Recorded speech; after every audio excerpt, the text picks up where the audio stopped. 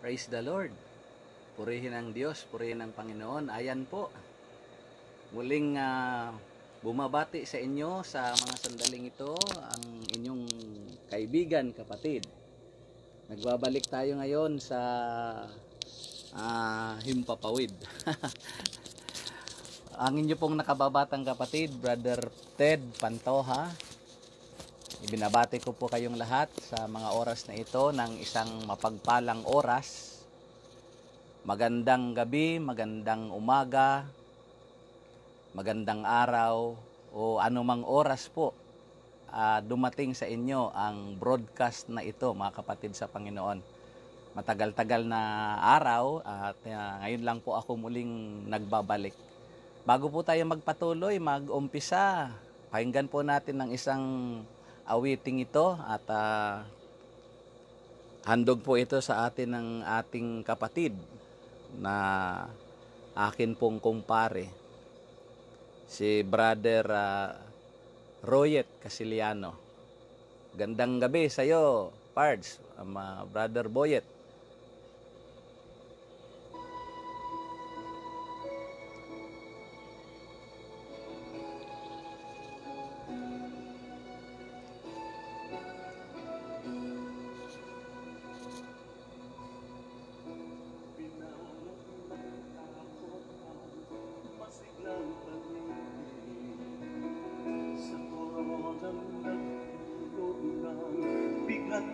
Sa akin, mundo'y pinahinto ang ikot at gulo.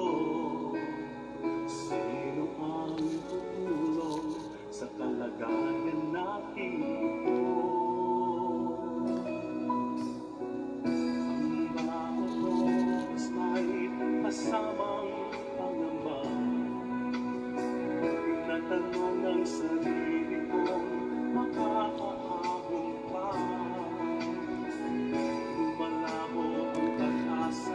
Unti-unting nawawala, sino ang tatawagan? Meron pa kaya? May isang nakatunghay sa Langit, mata niya ay hindi pinipigil. Sa kanya tayo lumapit, ang Diyos ang kailangan nating higit.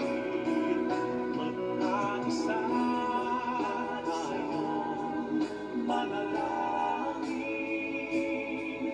matatapos ditong suliranin. Hindi tayo pababayaan. Amen. May bukas pa tayo kakampi.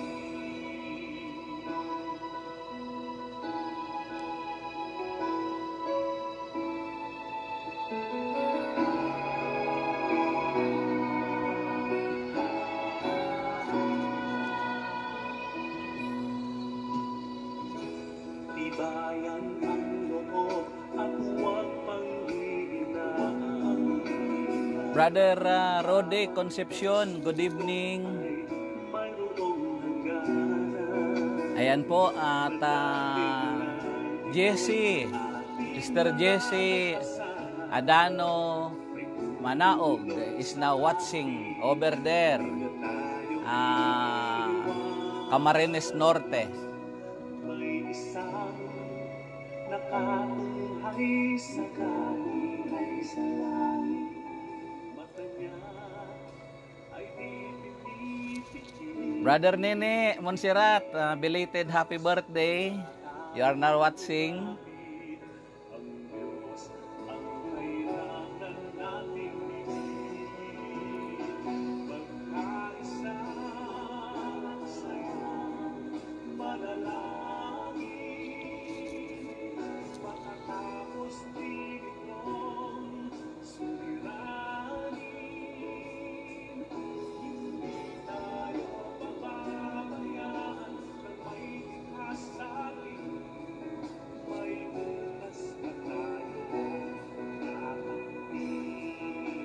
Brother Emil Rosario Basilio, good evening po.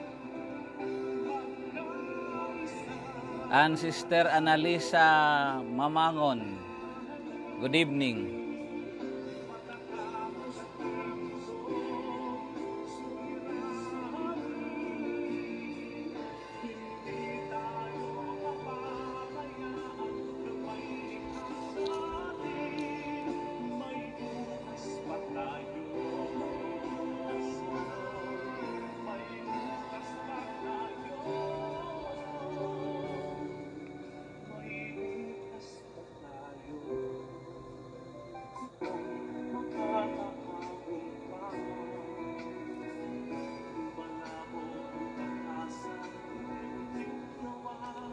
Tayo po'y dumulog sa Diyos, tayo po'y manalangin sa pamamagitan po ng awiting yan na handog sa atin ni Brother Royet. Dakilang Diyos, Ama naming makapangyarihan na nasa langit, kami ngayong oras na ito ay sama-samang nagpupuri. Lumalapit kami sa iyong banal na trono, Panginoon, at pinasasakop namin sa iyo ang buo naming pagkatao. Dumudulog kami sa iyo ng buong puso, nagpapakumbaba kami sa iyong harapan. Father God, thank you so much for all the things that you have done in our lives. Sa maghapong lumipas, sa mga oras pong ito, at ngagin sa mga lumipas na panahon, Panginoon, ang iyong pag-iingat sa bawat isa sa amin. Dalangin ko, O Diyos, na sa mga oras na ito, aming Panginoon, provide us, Lord, wisdom and knowledge, O Lord God, na mamit namin, Panginoon, ang kalooban mo, lalong-lalo na ang nais mong mga kapahayagan ngayong oras na ito na iparating sa bawat isa sa amin.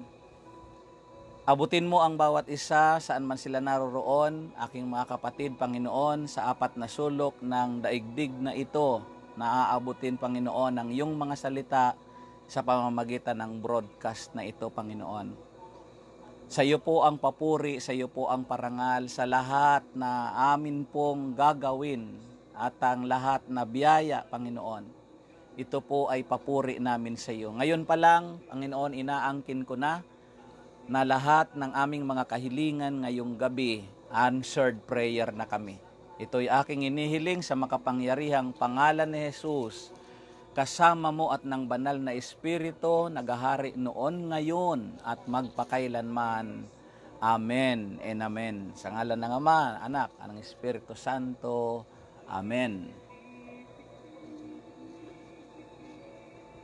Sa Kanya tayo lumapit, ang Diyos ang kailangan nating magkaisa sa manalangin, matatapos din itong suliranin, hindi tayo papabayaan. Brother Arsin Medena, good evening to you.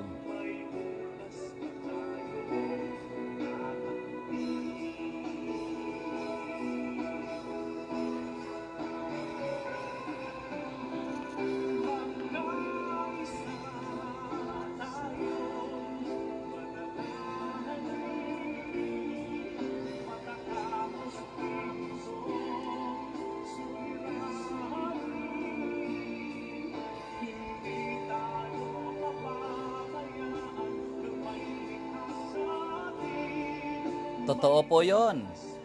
Hindi tayo pababayaan ng may likha sa atin.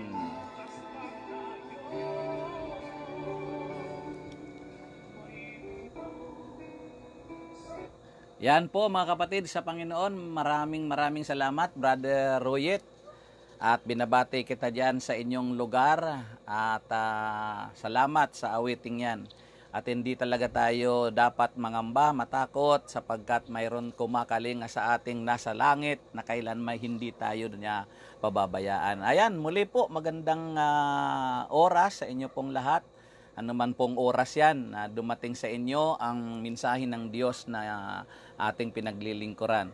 Muli ang inyo pong nakababatang kapatid, Brother Ted Saragosa Pantoja, at samahan niyo po ako at minsan pa sa ilang sandali tayo po yung mag-alay sa Panginoon o magnilay ng kanyang mga salita.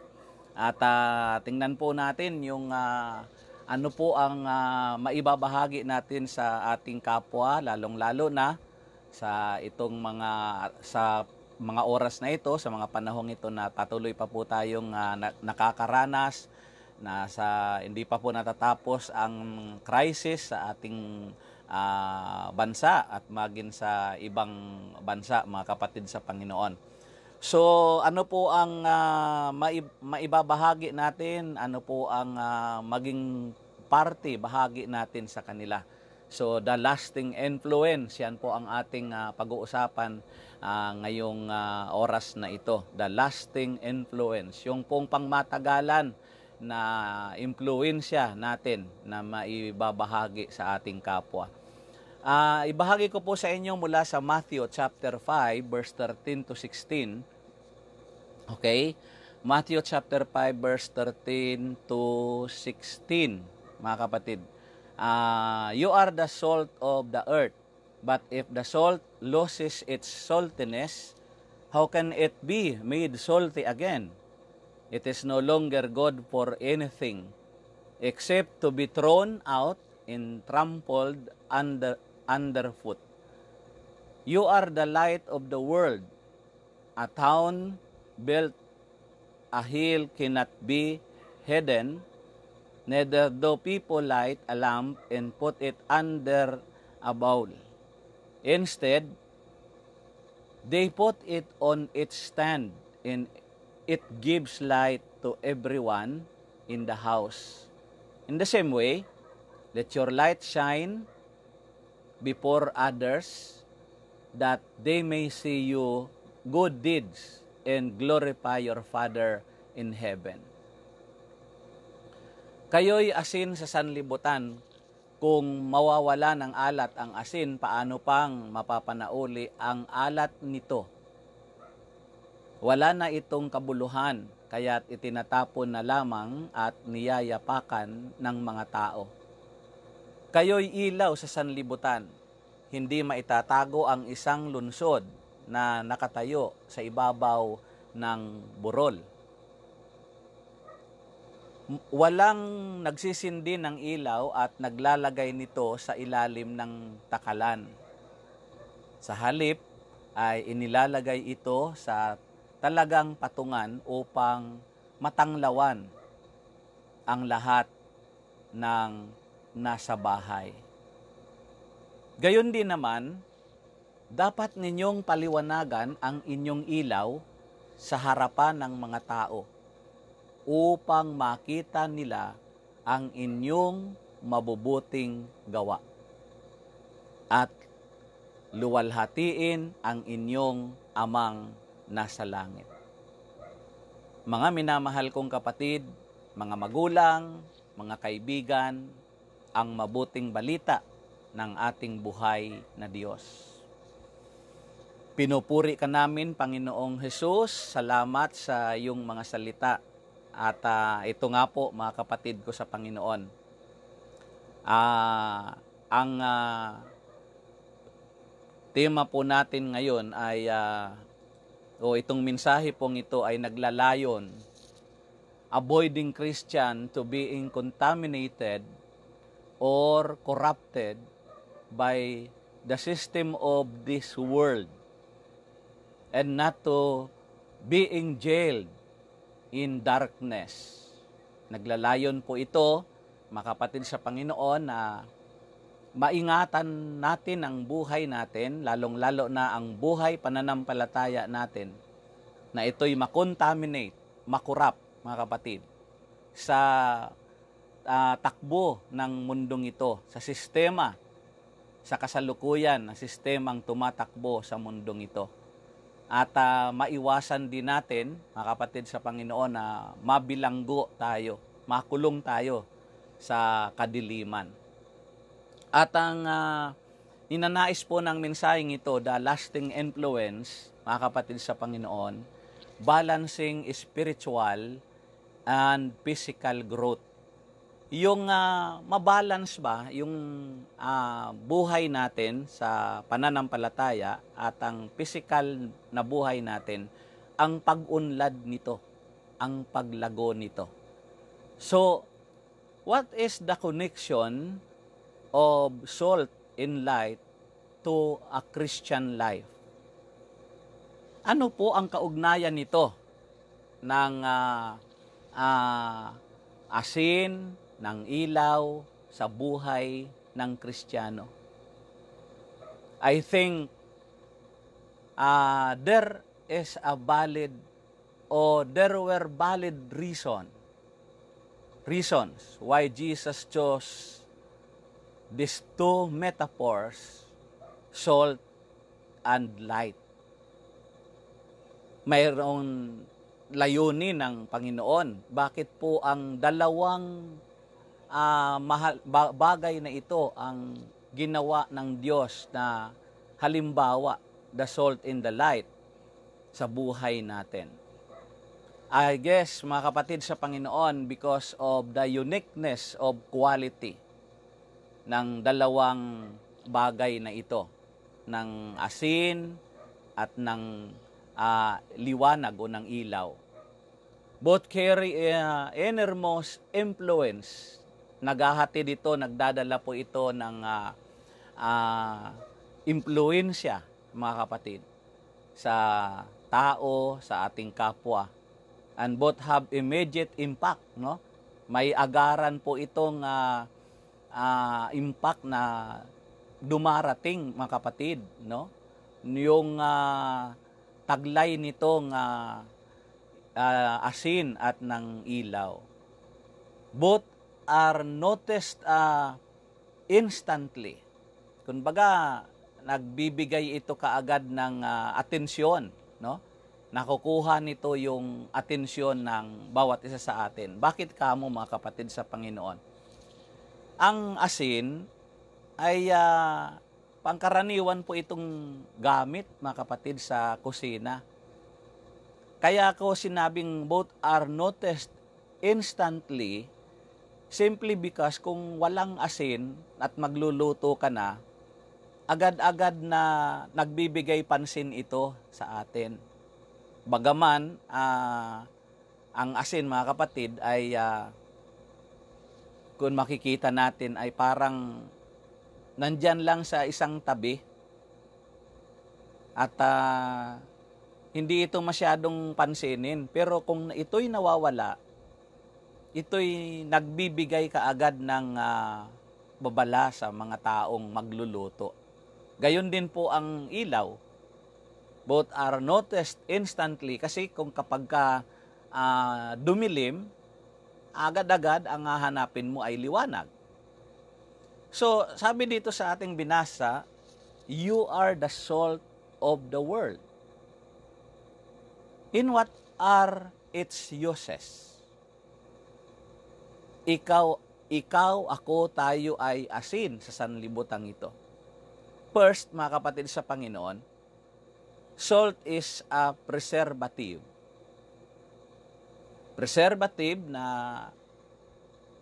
ginagamit natin ito upang yung mga bagay na mabubulok, yung mga bagay na masisira, mga kapatid, lalong-lalo na sa larangan ng mga meat or karni, fish, isda, no? Ito pong asin ay masyadong kailangan. A preservative, mga kapatid sa Panginoon. In the ancient world, the primary function of salt was preservative sa una pang panahon. Talagang ito ay kagamit-gamit, mga kapatid sa Panginoon. Now, likewise, no, we as believers must act like a preservative in the world. No? Dapat makita sa atin na tayo ay katulad ng asin, ng function ng asin na mapipreserve yung mga bagay na nabubulok. As we bring Christ word in the kingdom, influence unto our society, dapat tayo habang dinadala natin itong salita ng Diyos sa mundo, ay tayo yung kumakatawan sa asin, na hindi tayo ang maimpluwensyahan, hindi tayo ang madala na kung ano ang takbo ng mundong ito, kundi tayo ang magamit ng Panginoon for them. We help protect society from the fall away or sway of evil that would otherwise be present. Sa kasalanan, sa paggawa ng kasalanan, at sa mga negatibong bagay, kailangan, mga kapatid sa Panginoon, maproteksyonan natin not only ourselves, but our community, ang lugar na ating ginagalawan sa Panginoon. So, yung protection para wag tuluyan na masira, no? Lalong-lalo na between the believers and unbelievers. Kadalasan kapag unbelievers, laging yung negativism, yung pagka-negative niyan ay ika nga, palagi natin maririnig ay wala, bakit ganito, so wala ng pag-asa. So, subalit sa mga believers, laging may pag-asa.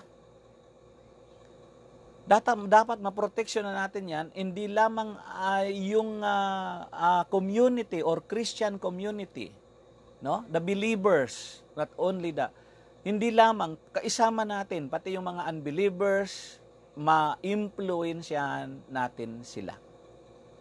To be a counterbalance in this world. No? Kasi yung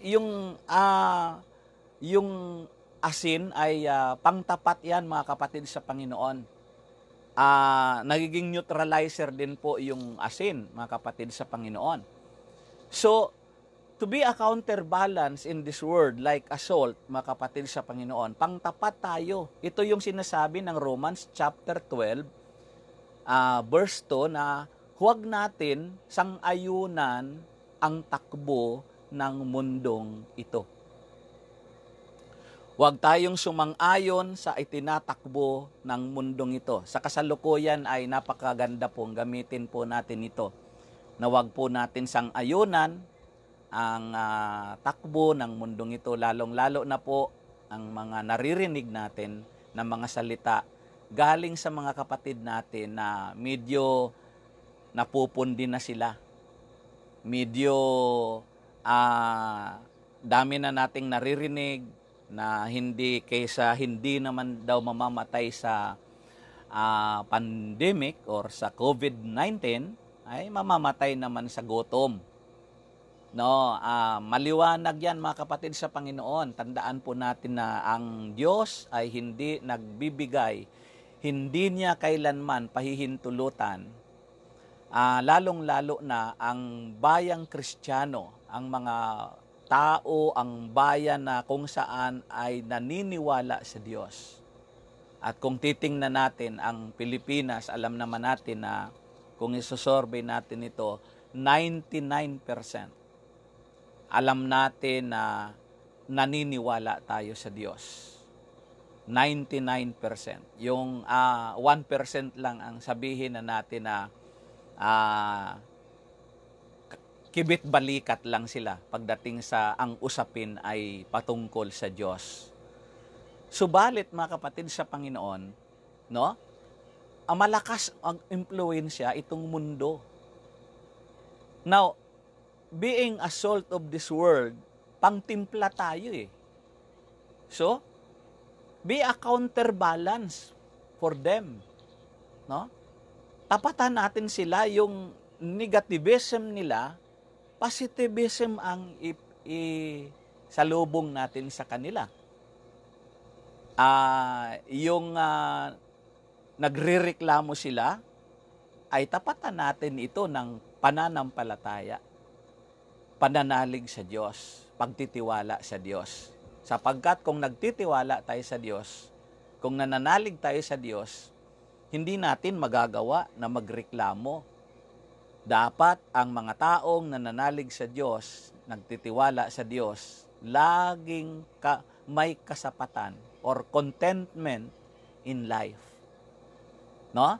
Sapagkat kahit kailan po, sa 29 years ko pong paglilingkod dito sa Panginoon, sa ubasan ni Yahweh El Shaddai, hindi ko pa po naalalang may araw na hindi ako kinalimutan ako ng Diyos. At palagay ko, mga kapatid sa Panginoon, kung kayo po ay tatanungin ko, wala ho kayong mababalikan na usaping minsan isang araw pinabayaan kayo ng Diyos. Wala po, mga kapatid sa Panginoon. So sa mga taong nagtitiwala sa Kanya, laging kontento siya sa kanyang buhay, mga kapatid. At timplahan natin ang mundong ito. Kung nawawala na sila ng pag-asa, tayo naman doon tayo sa punong-puno tayo ng pag-asa. Ito po yung counterbalance natin sa mundong ito. Kaya nga po may believers, may unbelievers. No? So, ang salt, secondly is flavoring or seasoning. No, pangtimpla nga po, mga kapatid, sa Panginoon. So, Christianity must bring spice and zest to life, mga kapatid, sa Panginoon. Dapat maghatid tayo ng lasa, no? The Christian is the personification of how life is to be lived. No? Kung paanong ang buhay na ito mamuhay talaga, mga kapatid ko sa Panginoon. And life best example, ang isang napakamagandang halimbawa dito, mga kapatid sa Panginoon, whatever life throws at you, ano mang buhay na ito binigay sa iyo, mga kapatid, even if it hurts you, no? Just be strong and fight through it. Maging matatag, maging matibay tayo. Ano mang klaseng buhay na ito ang nararanasan mo sa mga believers, sa mga kapatid ko na naglilingkod sa Diyos, ano mang klaseng buhay na yan, mga kapatid sa Panginoon. Kahit na, sabi ko nga kanina, kahit na ito magdulot sa iyo ng kabigatan na o nasasaktan ka na, mga kapatid sa Panginoon, be strong and fight through it. No? Remember this. Alalahanin po natin ito, mga kapatid sa Panginoon. Strong walls can be shaken but never collapse. Nakakita na po ba kayo ng isang bakod na kapag lumindol na yayanig? Ngunit dahil ito'y strong, dahil ito'y matibay, kahit ito'y mayanig, hindi ito magigiba, mga kapatid sa Panginoon. And thirdly is an antiseptic, mga kapatid sa Panginoon, ang salt. Again, in ancient times, the newborn babies, yung mga bagong panganak na mga bata, we rub in salt so that the cut and the infection of medically primitive birth methods could be healed. Yun kasing dong mga dati na nakagawian, no?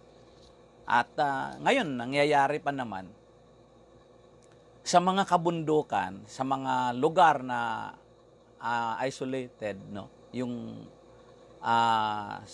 sanayo na, tulad ng lugar na kung saan ako'y ipinanganak, sa isang bulubundukin ng Baliti, Ginubatan, Albay. Hindi na ito inaabot ng kampana.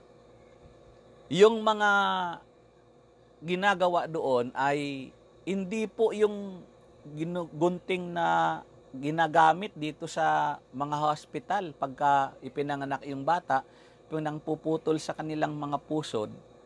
Yung iba sa kanilang mga kapatid, kumukuha sila doon sa kawayan. Yung pinakamanipis na balat ng kawayan, yun po ay napakatalas. At yun po ang ipinangpuputol sa pusod ng bata doon sa nanay, no, na nakakabit sa nanay. No? At ito pong asin noon sa kapanahunan ay nirarab po nito yung bahagi na may sugat upang maiwasan po yung tinatawag na infeksyon. While this sounds painful, masakit, mahapdi yun mga kapatid sa Panginoon. The cleaning out of a wound with salt was very effective in fighting infection. Kita nyo mga kapatid sa Panginoon? If we are the salt of this world, dapat pangrab pala tayo eh. Panghaplos tayo. Mga kapatid sa Panginoon. Fighting infection. Because maybe, there are, hindi lang yung mga unbelievers, there are Christian now, that their faith now ay nagbabag down na eh. Standing block na eh. No? Or infected na, mga kapatid sa Panginoon. Now, so Christians have a responsibility of not only pointing out sin, but practically offering healing and help. Hindi lamang yung tukuyin natin yung kasalanan. Hindi lamang maiwasan natin, i-rub natin yung tao, ma-impluwensya natin sila upang makaiwas sila sa kasalanan. At isa rin yun, maiwasan na ma-impluwensya natin sila na kung nagkasala na madali natin pagsisihan, kilalanin yung kasalanan, pagsisihan yung kasalanan, hindi lamang yun, but practically offering healing and help. Yung kagalingan, no?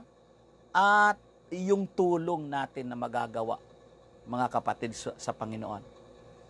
By exerting our influence, we can prevent the ravages of disease and death caused by sin and even caused by virus, or literally caused by COVID-19, this pandemic, mga kapatid, yung impluensya nito, yung nangyayari sa ngayon, sa pamamagitan nun, mga kapatid sa Panginoon. So, and for creates thirst. Ang asin, mga kapatid sa Panginoon, ay nagdudulot ito ng pagkauhaw. No? Creates thirst. No? It has been said that you can lead a horse to water, but you cannot make him drink.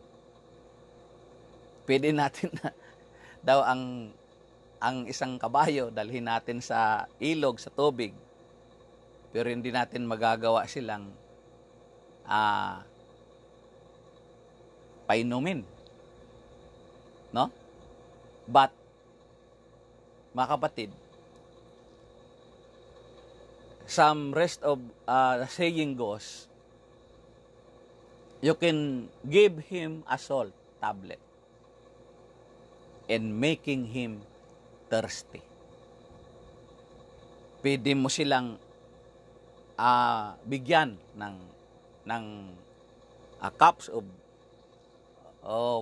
salt, at pagka sila'y makakain nun, mauuhaw sila. Ako po sabi ko nga po ay lumaki po ako sa upland na, sa bundok.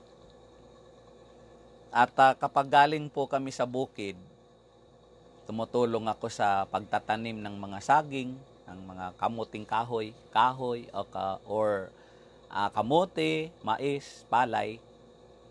Pagbalik namin sa bahay kubo namin, sabi ng aking nanang, "Anak, huwag ka agad-agad iinom." Bibigyan kami ng asin, mga 3 butil. Ay papakain sa amin yon. Unang-una, ang layunin niya, pinapaliwanag sa amin na kapag kumain ka ng asin, iwas pasma. Pangalawa, pagkakain mo ng asin, ng mga 3 butil, uhaw na uhaw ka ngayon. Kaya iinom ka ng maraming tubig. No? Kasi sabi nila, kapag agad-agad na pagod ka, uminom ka ng tubig, baka makasira sa lalamunan mo, mabigla ka. Pero yung asin na yun ay neutralizer. No? So, as Jesus made people thirsty for God the Father, so do Christians make people thirsty for the real life, found only in Christianity. Ito po yung katotohanan, mga kapatid ko sa Panginoon. Dapat tayong mga Kristiyano ay maging kagamit-gamit na maimpluwensyahan natin yung ating kapwa na mauhaw sila sa salita ng Diyos. Hindi dahil sa titikman tayo katulad ng asin, no? Hindi, yung makasalamuha tayo, makausap tayo, ma-share natin sila. At maging reason yon yung ma-share na natin sila na sila man din ay manabik sa salita ng Diyos. At ito ang katayuan ng ating Panginoong Hesus. Dinaan sa ibang mga miracle, signs and wonders, pero bago yun ganapin niya ay ipinangangaral ang salita ng Diyos. At lahat ng kanyang ipinangaral ay may katuparan, at sa pamamagitan nun, kinauhawan ng tao yung mga salitang naririnig nila sa Panginoong Hesus. Salt, brothers and sisters, is a natural white substance that is used especially to flavor or preserving food, meat and vegetable, etc. Para maiwasan yung mga ito na huwag mabulok, mga kapatid sa Panginoon. And salt is a crystalline compound. Sa science ba yun? Yung NaCl. No? That consists of sodium chloride. No? And it is so abundant in nature. Mga kapatid. Is used especially to season or preserve food or in industry. Naalala ko po, no? Ay back 40 years ago. Sa amin pong bayan, binabahagi ko po ito at minsan nakakatawa na nakakabigla. Nasabi ko sa kanila, ako po ay maghigit 1 taon na naging pusher diyan po sa bayan ng Ginubatan sa lalawigan ng Albay sa rehiyon ng Kabikulan. Poser kasi nagtutulak po ako ng kariton ng ice cream. Kasi po ako'y naging sorbetero. No? At the age of 15 years old or 17 years, something 15 years old to 16 years old. So that's why I know how to make ice cream. No? Sorbetes. At isa po sa mga sangkap, asin. Pagka naluto mo na yung ice cream, nilalagay mo siya sa tube. Now, ang pagkakaalam ng marami, kung di natin ito alam, ang akala ko nung mga una pa, ang nagpapalamig, of course, ng ice cream ay yellow or ice. And at the same time, ang akala ko, dahil nakikita natin sa refrigerator ay pag nilagay mo yung tubig, nagyeyelo na pagka matigas na, pag malamig na, tumigas. No? Hindi natin alam doon na hindi yung lamig ang nagpapatigas, kundi yung preyon na nagsusupply doon. Now, yung ice cream, tama, yung ginawa mo, lumalamig na yun na nasa tube. Pero kung hindi mo lalagyan ng asin, hindi po ito titigas. Saan natin nilalagay yung asin? Baka po mamaya gayahin ninyo mga kapatid sa Panginoon. Hindi po inilalagay yung asin doon sa loob ng ice cream sa tube, kundi doon po sa palibot ng tube, kasama, kahalo po ng ice, ng yelo, ito pong salt. Kailangan alam natin yung dami, yung timbang ng ice at saka ng asin. Dapat yung combination nila, yung takal nila ay alam mo. Dahil kapag ito nasobrahan mo rin ng asin, ang lalabas diyan ay hindi mo gagamitan ito ng scoop, yung ice cream, kundi gagamit ka na ngayon ng martilyo, sisinsilin mo yun. Sobrang tigas. So, katamtaman lang.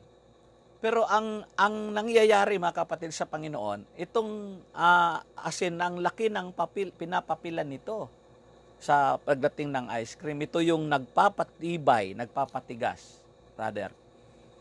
So if we are the salt of this world, dapat tayo din pala ang nagpapatibay. Tayo po ang nag-i-influensyang maging matatag ang buhay, pananampalataya ng ating kapwa.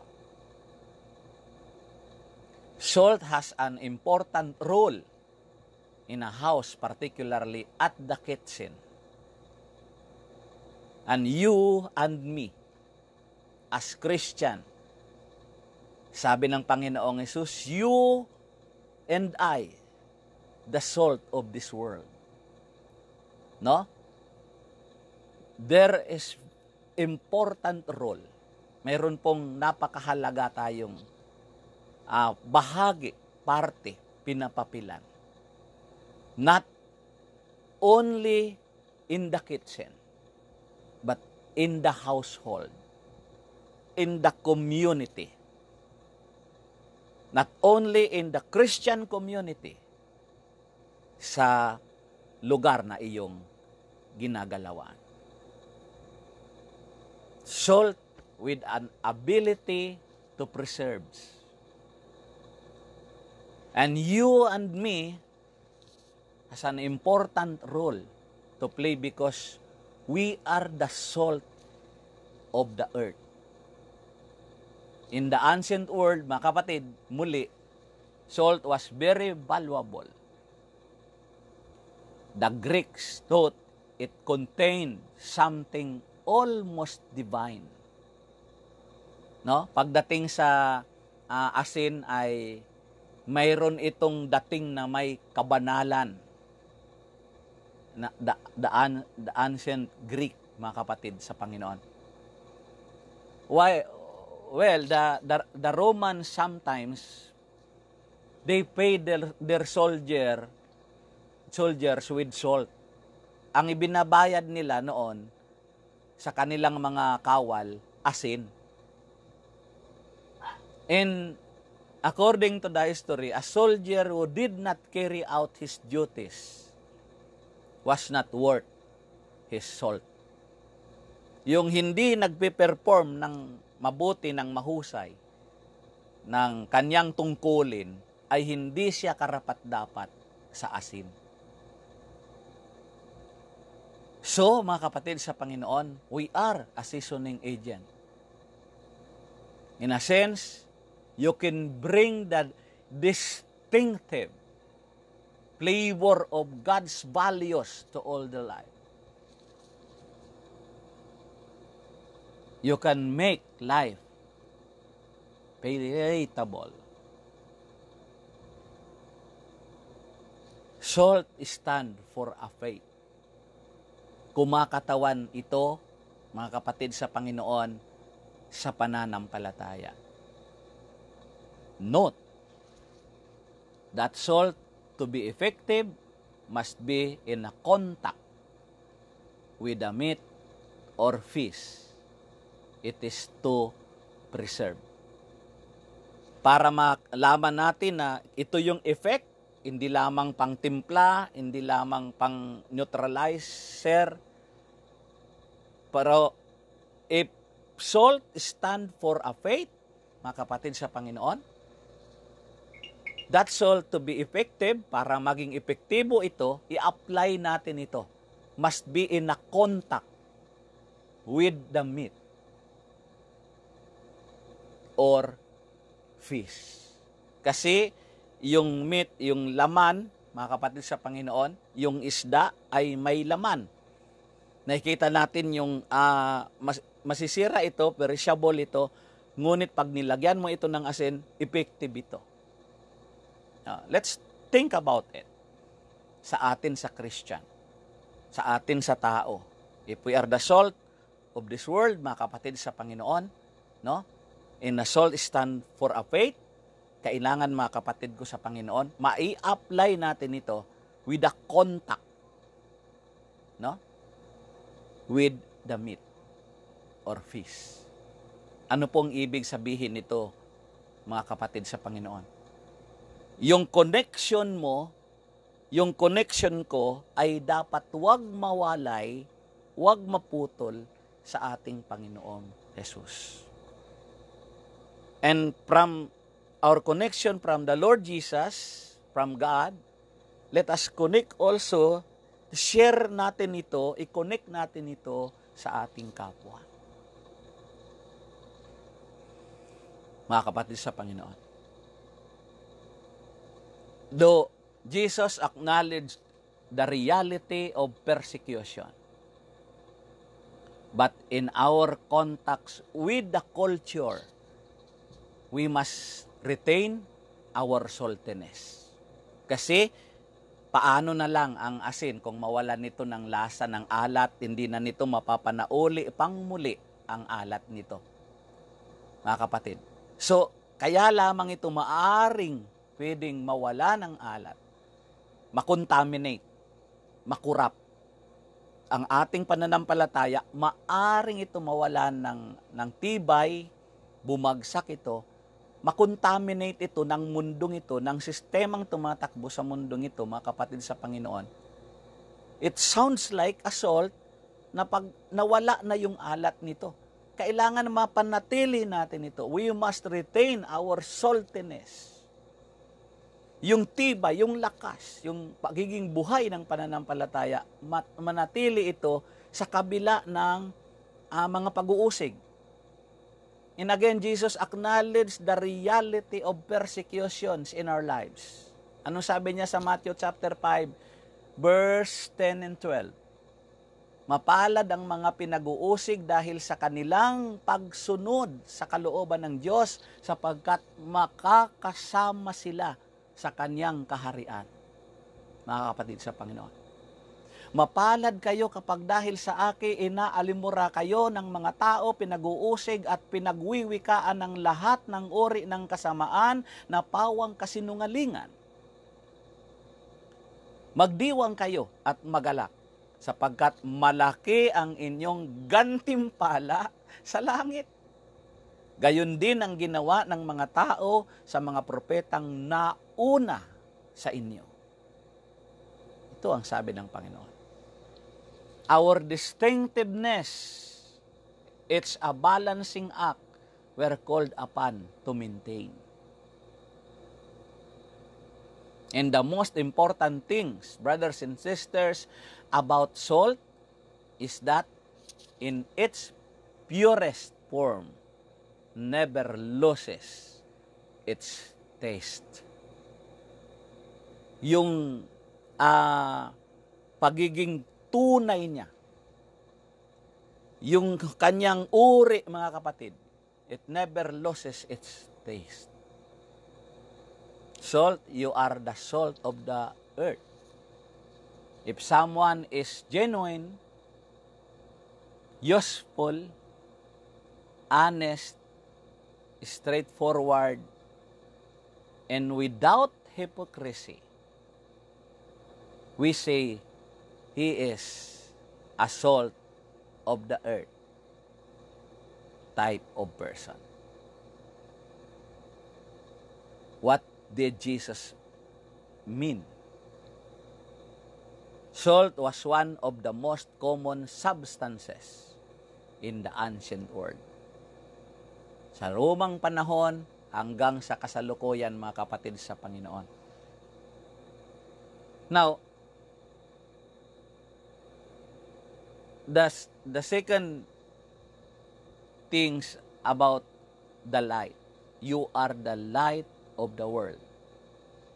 The job description of a Christian is not only to maintain personal holiness, but also to touch the lives of everyone around us. Kailangan matouch natin yung buhay, no? Maimpluwensyahan natin yung buhay ng mga nakapaligid sa atin. And most especially in our household. Light, Jesus not only says that we are the salt of the earth, He also says we are the light of the world. And the dictionary defines light as a source of illumination, darkness. Christian reflecting the light of Christ. Wearing His light, dispel spiritual darkness. The progress may seem slow, but the results are apparent. Mga kapatid sa Panginoon. Light reveals. No? Have you ever walked into a darkened room and not known what was there? Paglalakad ka sa isang madilim na lugar, sa isang kwarto, di mo alam kung anong mayroon doon. Then suddenly, the light is switched on and the contents of the room are revealed. Nang dumating sa atin ang ilaw, ang Panginoong Hesus ang siyang ilaw. Na-impluwensyahan niya tayo. Nang dumating sa atin ang ilaw na ito, nakita natin yung madilim na buhay natin. At dahil yung content ng buhay natin ay madilim, ay karakaraka, agad-agad, nagdesisyon tayo na umalis tayo doon sa buhay na yon na may kadiliman. As Christ's presence in our world, we became His instruments to reveal His truth to a world in darkness. Ilawan natin. Ibig sabihin, yung mga nawawalan na ng pag-asa, bigyan natin sila. Paggamit tayo na mabigyan sila muli ng pag-asa. Light is awakened. We are to be the light of the world, awakening men and women to the truth of the kingdom's arrival. Awakening society to the presence of God. Brothers and sisters in Christ, another one is light can warn. No? Nagbababala ito. No? In the same sense that a lighthouse warns of a dangerous waters or a police car flashing light, no? Warns of the policeman darting through traffic. Di mo makikita natin yung flashlight, no? Iniilawan, no? Nagbababala, nagwa-warning. Kung ang isang sasakyan ay pinahihinto ng mga traffic enforcer, kagabi gumagawa sila flashlight. Yung lighthouse, ito'y bantayog, ito'y nagbibigay ng hudyat, mga kapatid. Direction. Nagbibigay ng direction. So Christians warn of impending danger to a careless world. Binibigyan tayo ng babala, mga kapatid sa Panginoon. And we are called to be salt, seasoning, and light bearers in our world.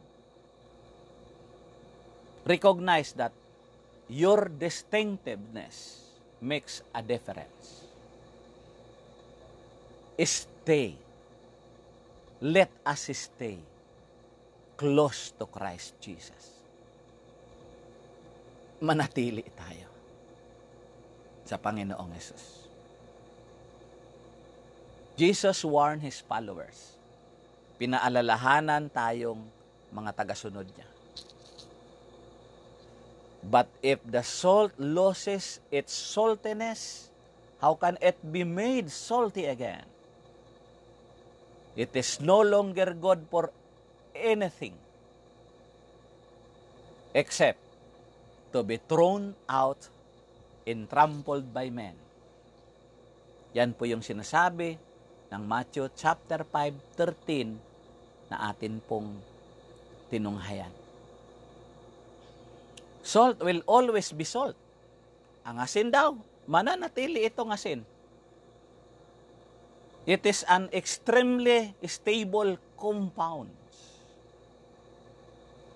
You can put it in a dish, then you walk away.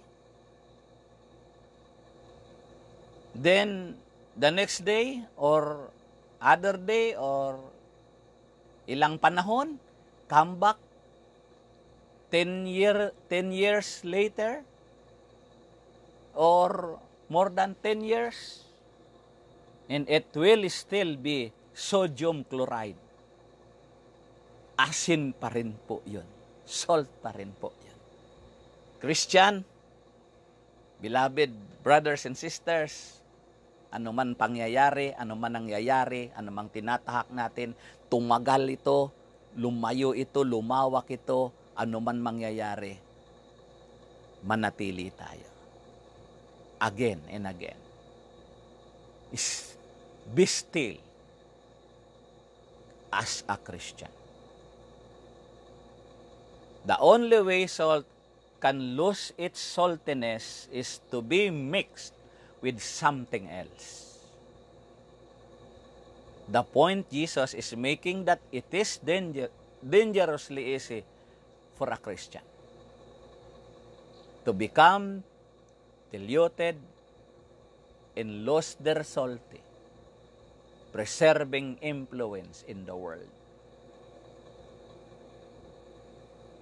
Now, brothers and sisters, if we are not affecting our world, kung di po nan ito maaapektuhan, the world is affecting us. If we are not salting the world is rotting us. So make your works visible. No matter how smooth or how rough our days, God is with us every step of the way. Lagi natin siyang kasama. ano man mangyari sa buhay natin, mga kapatid sa Panginoon. At yun ang isang malaking katotohanan. So, sa atin pong tinunghayan, mga kapatid sa Panginoon, makatulong ito sa ating buhay.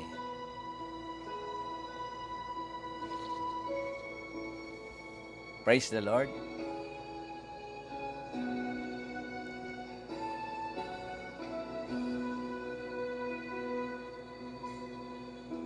Binalot ng takot ang masiglang paligid. Sa koronang nagdulot ng bigatid masakit.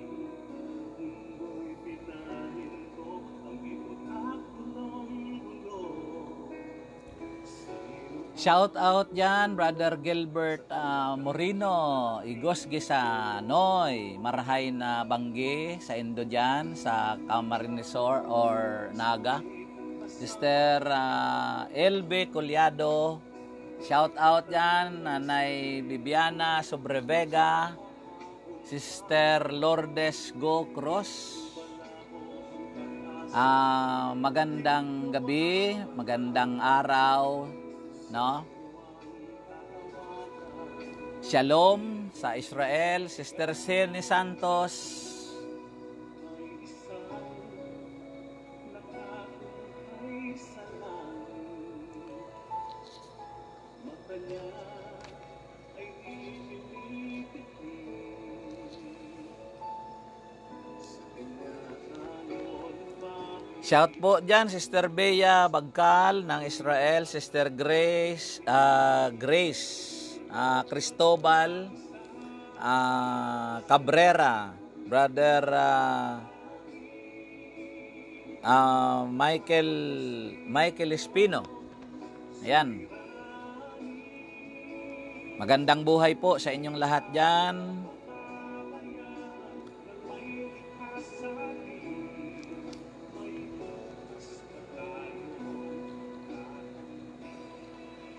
Pastor Rodel San Binaventura.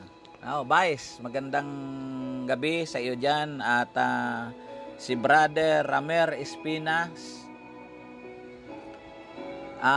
Sister Susan Obido. Serge Lynn Rigala. And Sister Tereseta Jane Ibonia. Okay?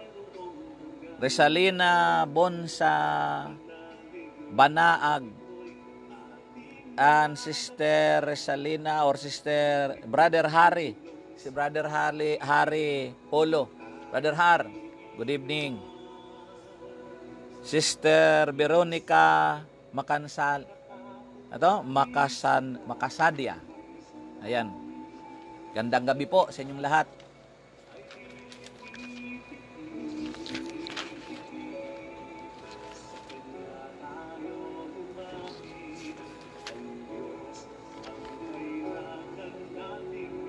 Sister Jenna Castor, good evening. Brother John Villamar, Brother Rolando Abalahon, Brother Rolly, at Sister Ros del Rosario, Sister Merle Potestad Alinyo ng Palanas, Masbate.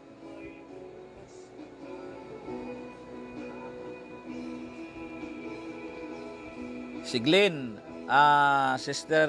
Brother and Sister Glenn Faith Monasterial, inaanak, good evening. At aking kapatid si Jonah, ayan, Unang, magandang gabi sa iyo. Brother Bong Estrada, Pastor Bong, Sister Lloyd Saragosa, ang Saragosa family, si Dodoy, si Auntie Lloyd, si Uncle Ogs, magandang gabi. Si Mama Tereseta Rional Saragosa. Mga kapatid ko, Brother Ronnie Saragosa, Brother Edgar, si Junior, Pauls Jr. Zaragoza, Sister Sheila Zaragoza over there in America. Okay? Babit Albueno.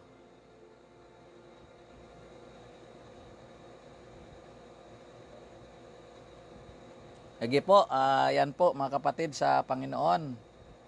Nagpapatuloy po tayo. Okay, so si Sister Julian.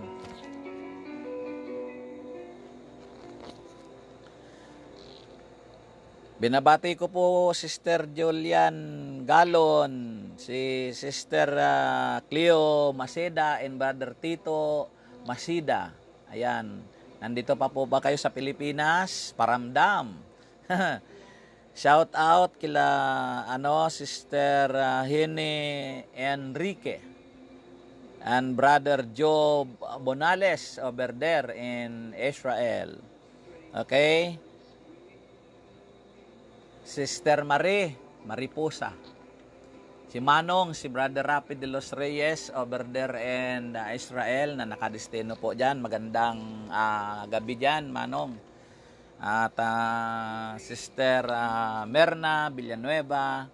Lahat po dyan, Sister Melba Tridente, mga kapatid sa Panginoon, Maring Ima and Palsiso, Brother Sani and Paring Sani Palsiso. Okay, so Glory Marasigan, Blas Romanilios, Kadre or Supremo. Alam kong magaling ka na. Okay, si Sister Jilin Rigala and Maria Loisa Yabot and si Brother Putoy Almorade, naging classmate ko dati. Okay, so yan po mga kapatid. Hindi ko man po kayo mabanggit isa-isa mga kapatid ko sa Panginoon. Lahat po nandito po nakalista yung aking mga kasama na patuloy pong sumusubaybay sa mga nakaraan. At dito po, hindi ko man po kayo mabasa isa-isa dito. Mahaba-haba po tayo ng masyado.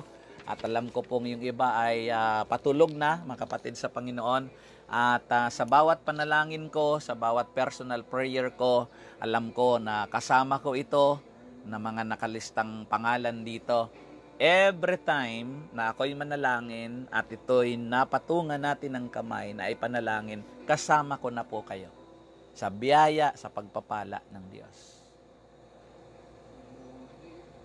Sa mga sandali pong ito, sa pamamagitan po ng awiting ating napapakinggan, samahan niyo po akong muli tayong magpasalamat sa Diyos. Ama naming Diyos na makapangyarihan sa lahat, kami po ay nagpapasalamat sa iyo sa mga sandaling ito na minsan pa sinamahan mo po kami, ang inyong abang lingkod, Panginoon. Thank you, Lord, for your wisdom and knowledge na ipinagkaloob mo sa amin. Salamat sa iyong mga salita. Salamat po to the two metaphors, the salt and the light, na doon mo po kami ikinumpara, Panginoon. Na ito rin ang maging takbuhin ng buhay namin, pananampalataya, to influence the world, Lord God. Panginoon, the lasting influence, Lord, yung pangmatagalan and effective influence, Father God, sa aming kapwa. Lord, pagpalain mo ang mga kapatid ko na sa ngayon ay sumasabay. Ingatan mo kami palagi, Panginoon. Cover us the most in the precious blood of Jesus. Silang mga affected of pandemic, Father God, of COVID-19. Lord, you are the great healer. Your divine intervention and your divine protection be upon each and every one of us, Lord. In the mighty name of Jesus. Buong puso kong ipinagkakatiwala sa iyo ang bawat isa sa amin. At inaangkin namin, Father God, na ikaw lamang, O Diyos, ang siyang pwedeng gumalaw sa buhay namin. And no one can touch our lives, Father God. No one can harm our lives, Father God. Even demons in his forces, in the name of Jesus. Hindi niya kami kayang gambalain, Panginoon, sapagkat mayroon kaming Diyos na El Shaddai ang pangalan. Almighty, powerful, in the name of Jesus. At sa lahat ng may sakit, lahat ng may karamdaman, receive your healing and deliverance in the name of Jesus. Salamat, Panginoon, sa iyong pangako. Salamat sa iyong presensya. Inaangkin namin, dakilang Diyos, ang iyong biyaya. Sa iyo ko ibinabalik ang papuri, ang parangal, ang pasasalamat sa makapangyarihang pangalan ni Jesus. In the name of the Father, the Son, and the Holy Spirit. Amen and amen. Praise the Lord. Mga kapatid sa Panginoon, nagbabadya ang awiting ito kung paano nating sinimulan sa awit ng ating kaibigan, kapatid, kumpare, Brother Royet Casiliano, and your wife and children. Good evening po sa inyong lahat. Sa aking mga kapatid na sumusubaybay, at sa mga nanonood at sa mga nakikinig, sa inyo pong lahat, Shalom Aleichem. Diyos mabalos sa Saindogabos.